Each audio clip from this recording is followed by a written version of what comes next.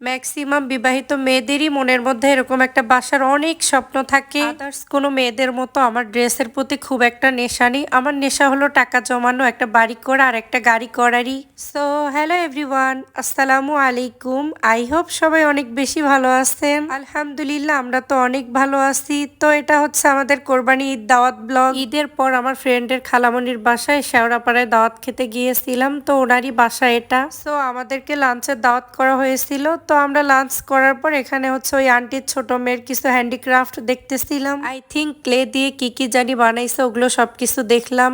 আন্টির ছোট মেয়েটার অনেক বেশি প্রতিভা দেখলাম, পড়াশোনাও ভালো করে, আবার এগুলোও দেখতেছি ভালোই পারে। তারপর আমরা সবাই গল্প করতে করতে একটু আইসক্রিম খাইলাম। আইসক্রিম খাওয়ার পর ওখানে আরেকটা খালামনির মেয়ে ছিল, ও আবার পিৎজা বানাচ্ছিল। যে আন্টিটার বাসায় গেছিলাম ওনারা সবাই হজে গেছেন, ওনার মেয়েরা শুধুমাত্র বাসায় আসছে। ওনার দুটা মাত্রই মেয়ে, কোনো ছেলে নেই। বড় মেয়েটা এবার এডমিশন পরীক্ষা দিচ্ছে আর ছোটটা এবার ক্লাস 8-এ পড়ে। সরি, এর মাঝখানে আমরা একটু ভেলপুরি খাইলাম। আন্টির বড় মেয়েটা নিয়ে আসছিল। আমার বান্ধবীর খালাতো বোনগুলো অনেক বেশি ফ্রেন্ডলি, ওদের সঙ্গে আমার একটা গুড রিলেশন হয়েছে। সো এটা হচ্ছে খালামনির কিচেন, হালকা করে আপনাদেরকে একটু দেখিয়ে দিলাম। আপনাদের সঙ্গে গল্প করতে করতে এদিক দিয়ে দেখতেছে অরণির পিৎজাও হয়ে গেছে। পিৎজাটা চুলায় বানিয়েছে, তারপরেও খেতে কিন্তু অনেক মজা হয়েছিল। আপনারা কি বলতে পারবেন আমাদের চিজটা এখানে কত ইঞ্চি লম্বা হয়েছিল? পিৎজা খাওয়ার পর টেবিলে সবাই মিলে বসে গল্প করতেছিলাম। আর এই পিচ্চিটা হচ্ছে আমার ফ্রেন্ডের মেয়ে। মামনিটাকে সবাই অবশ্যই মাশাআল্লাহ বলবেন, আমার ছোট্ট সোনা পাখিটা। চলেন এখন আপনাদেরকে ফুল হোম ট্যুরটা দিয়ে দিই, অনেকক্ষণ ওয়েট করাইছি।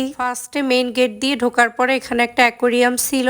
খালামনির বাসাটা অনেক সুন্দর করে সাজিয়েছে, আমার কাছে বেশ ভালোই লাগছে। অ্যাকচুয়ালি আমরা যারা ম্যারিড পারসন প্রত্যেকটা মেয়ে মনের মধ্যে এরকম একটা বাসার স্বপ্ন লালন করি। সবাই সবার জন্য অনেক বেশি দোয়া করবেন, সবার মনের আশাগুলো যেন আল্লাহ তাআলা পূরণ করে দেয়। আমার হাজবেন্ড সবসময় আমাকে একটা কথাই বলে যে তোমার রিজিক যতটুকু আছে ততটুকু শেষ না হওয়া পর্যন্ত কখনোই মৃত্যু হবে না। আমি যখন এই ক্যাবিনেটটার ভিডিও করতেছিলাম তখন ওই আন্টির ছোট মেয়েটা বলতেছিল যে এটা সুন্দর করে ভিডিও করো আর সবাইকে মাশাআল্লাহ বলতে বলিও আপু, বিকজ এই জিনিসটা আমার আম্মুর অনেক বেশি পছন্দের একটা জিনিস, সবাই যেন দেখে মাশাআল্লাহ বলে। আর এখন আপনারা যে বেডরুমটা দেখলেন এটা হচ্ছে আন্টির বড় মেয়ের বেডরুম। সুন্দর গোছালো সিমসাম বাসা, দেখতে কিন্তু অনেক বেশি ভালো লাগে। জানি না নিজে কবে এরকম একটা বাড়ি করতে পারবো। আমার হাজবেন্ড আমাকে ইনশিওর করেছে ইনশাআল্লাহ তোমাকে বানিয়ে দিব।